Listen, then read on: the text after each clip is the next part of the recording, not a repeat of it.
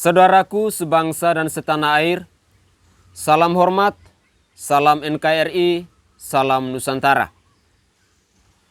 Pada kesempatan ini, saya mau mengcounter statement dari kaum kadrun dan kaum khilafah mengenai peristiwa di SMA Negeri 1 Banguntapan Daerah Istimewa Yogyakarta soal jilbab. Ini tentu sangat menarik sekali untuk diperhatikan. Kapan, bagaimana, dan bila mana para kadal gurun dan kaum pengusung khilafah muncul dan memanfaatkan isu dan situasi di Indonesia ini. Kita semua tahu bahwa kelompok para overdosis agama ini bergerak seperti siluman. Tak nampak tapi menyeramkan. Berpikir seperti setan. Selalu berkomentar kebalikan dari kejadian.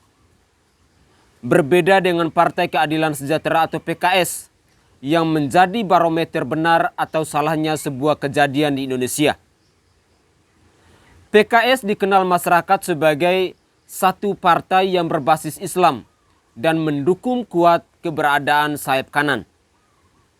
Tak sedikit pihak yang menuduh bahwa PKS sebagai sarang atau tempat berkumpulnya para kadal gurun, mantan anggota ormas terlarang, dan para ulama radikal. Fungsi PKS sebagai barometer apakah satu kejadian itu salah atau benar bisa dilihat dari komentar yang dikeluarkan oleh para kader PKS.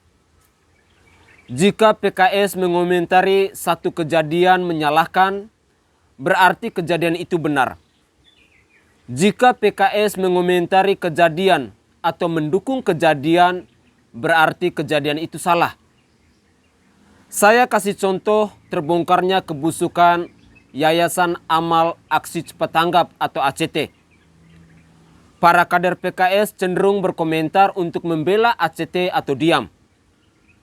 Sikap PKS seperti itu bagi rakyat Indonesia yang waras adalah tanda bahwa kejadian ACT adalah benar adanya dan harus disikat habis.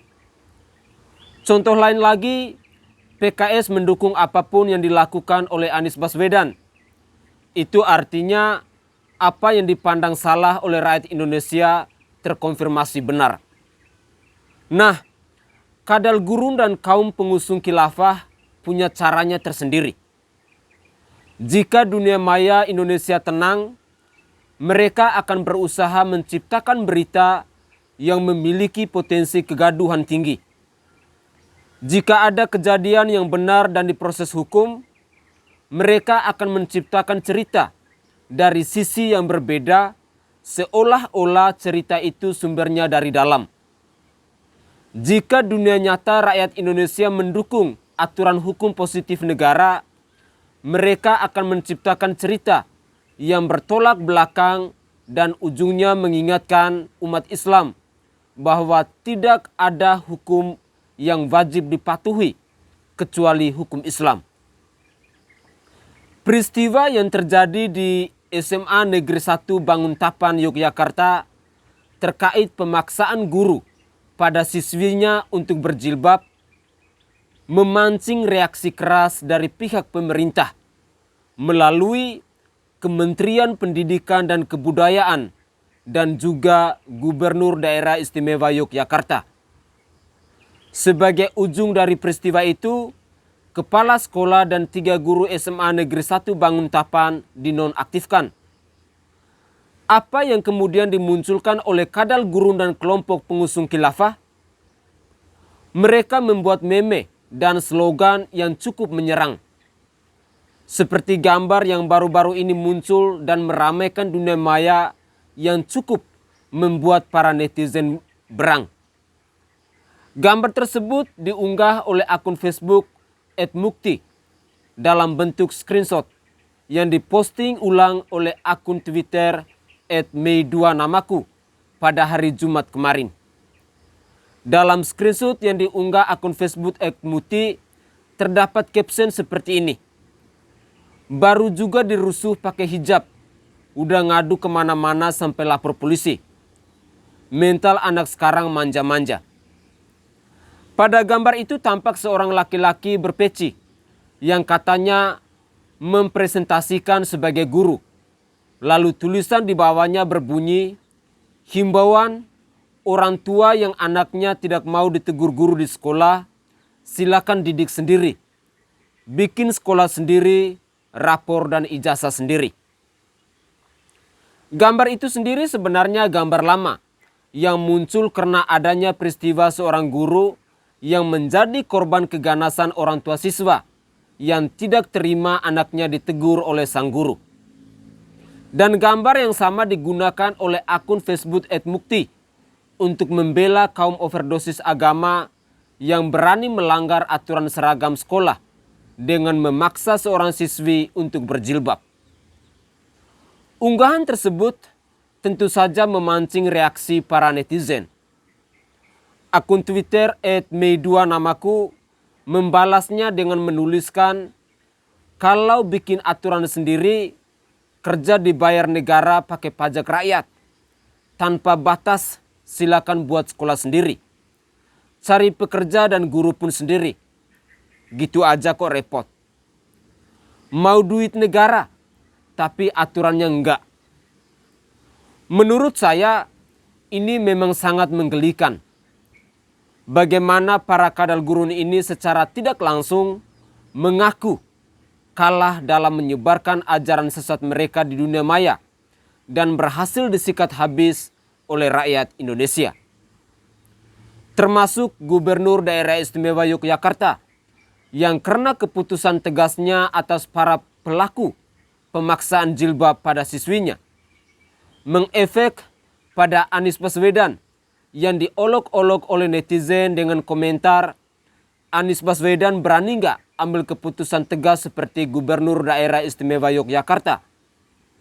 Atau komentar, untung kejadian ini di Yogyakarta. Kalau kejadiannya di Jakarta, pasti nggak akan sampai ramai. Dan komentar-komentar sejenis lainnya. Dari temuan gambar di akun Facebook @mukti ini, kita jadi lebih memahami bagaimana cara kadal gurun dan kaum pengusung khilafah bergerilya mengkotak-kotakan rakyat Indonesia menjadi Islam dan non-Islam, kafir dan non-kafir, Islam asli dan Islam palsu. Ajaran sesat mereka yang sangat halus banyak tidak disadari oleh kaum terpelajar sekalipun. Tiba-tiba seorang pengusaha kaya atau seorang dosen atau seorang pejabat badan usaha milik negara atau seorang artis atau seorang biasa menyatakan diri mereka berhijrah, berpenampilan layaknya orang Timur Tengah, membedakan ciri diri sebagai ahli surga, membentangkan jarak dengan orang lain kecuali dari kelompoknya sendiri, mengharamkan bank, mempromosikan poligami, menyalahkan ideologi Pancasila, menyatakan bahwa bumi ini milik Tuhan semata, jadi tidak ada itu yang namanya negara, dan perubahan-perubahan lain yang mengakibatkan rakyat Indonesia terpecah belah. Namanya gerilya yang bergerak seperti siluman, berpikir seperti setan, yang ajaran sesat mereka yang sangat halus sulit dibedakan dari ajaran yang benar. Kaum kadal gurun ini hanya bisa dilawan case by case dan segmen by segmen. Jika terjadi di tengah masyarakat, maka dilawan oleh masyarakat. Jika terjadi di dunia maya, maka dilawan oleh netizen. Jika dilakukan dengan tindak pidana, maka polisi yang bergerak. Jika dilakukan melanggar aturan administrasi negara, maka pencabutan dan penutupan kegiatan dilakukan oleh kementerian yang berwenang. Dan yang pasti, memerangi kadal gurun dari overdosis agama dan pengusung khilafah, kita harus menggunakan cara dan taktik yang sama yang mereka lakukan. Seperti apa yang dilakukan oleh netizen pada postingan akun Facebook @mukti tersebut. Kita tidak perlu membakar gudang hanya untuk menangkap tikus.